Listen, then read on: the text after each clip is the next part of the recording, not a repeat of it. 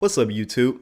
The scars are still fresh from the beatdown the Vikings gave the Commanders on Sunday.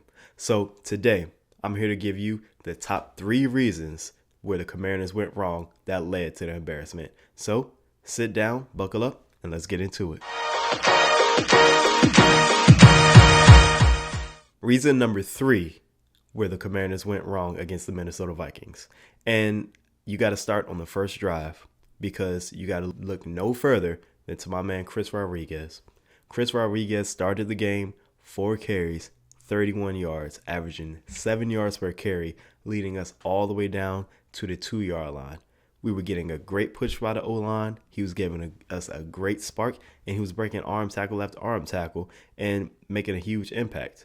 And for some reason, at the 2-yard line, we just stopped giving him the ball, and that's when we threw 3 times in a row and got too cute, and it was a turnover on possessions.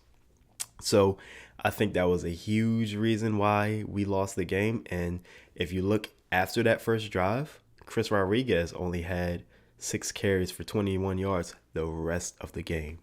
How do you give him 4 carries the first drive? He averages 7 yards. Then after that first drive, you only give him 6 the rest of the game? Doesn't make any sense to me. And also with that, if you look at Jaden's production, he started that first drive 5 for 6, 55 yards. And then when we got to the 2-yard line, he had 3 straight incompletions. But after that drive, he went 4 for 14, 44 yards, and an interception. So I think it's definitely a correlation as to Jaden's success in running the football, especially as he is getting acclimated back into the heat of things because he hasn't played that much and has been dealing with injury. Reason number 2 of why the Commanders went so wrong against the Vikings. And that reason is the D-line.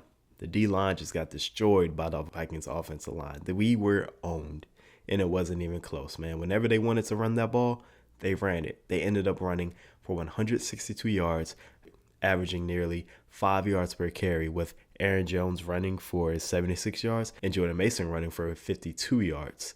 And it was pretty embarrassing, man. They were doing whatever they wanted at will, and that's when you're looking at guys like Deron Payne, Eddie Goldman, and even Johnny Newton to make a play, because especially Johnny Newton, he's been really quiet, and he was a second-round pick last year, and I definitely expected more from him. And that lack of pressure by the D-line not only affected the running game, but affected the passing game because J.J. McCarthy had plenty of time back there. He was able to maneuver around, make throws. And I think that's what led to that long drive they had. Let me get that straight. The season-long drive where it was a 19-play, 98-yard drive led by J.J. McCarthy for a touchdown, where they converted 5 third-down conversions at will. The number 1 reason the Commanders lost so badly against the Vikings: moral victory. The idea of a moral victory from last week's game against the Broncos, I think, filled our heads up too much and made us forget last week means nothing. This week means everything. Even though we played so well against the Broncos, which I give all the credit to us, we played great, we played our hearts out, that means nothing for this week. We still have to go to practice. We still have to do film. We still have to rehabilitate, get our bodies right, and we still have to coach. And I think it was plain and simple to see we were outcoached. Offense, defense, outcoached. It wasn't even close. And I think that's the main thing that led to our downfall against the Vikings. The idea of a moral victory, and that will carry us into the weeks.